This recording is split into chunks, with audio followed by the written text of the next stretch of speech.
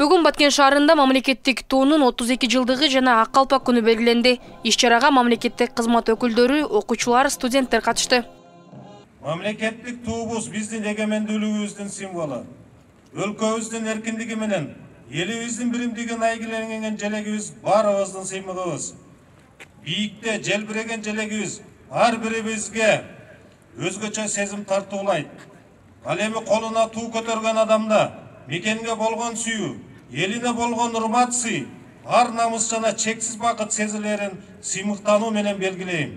Мындан ары мамлекеттик туубуз жалаң жакшылыктарда, маданий, спорттук иш-чараларда, достукту, кызматташтыкты бекемдеген эл аралык мамилелерде желбиресин. Белгилей кетсек, мамлекеттик туу Жогорку Кеңештин 1992 жылдын 3 мартындагы токтом менен бекиген. Ал эми 5 март ак калпак күнү. Бул күндү белгилөө демилгесин кинорежиссер Рыспек Жабиров көтөрүп чыккан. Жогорку Кеңеш өзүнүн 2016 жылдын 29 июнундагы 5 мартты жыл сайын белгиленүүчү ак калпак күнүн деп белгилөө жөнүндө токтомуна өзгөртүү киргизип, 5 мартты ак калпак жана улуттук кийимдер күнү катары жарыялаган.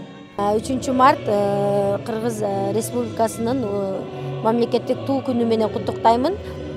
Элибизде ар дайым тынчылык, аманчылык болсун. Ошону менен бирге эле ошол биздин мырзаларыбызды 5 март эртеңки келе жаткан ак калпак күнү менен да куттуктап кетем.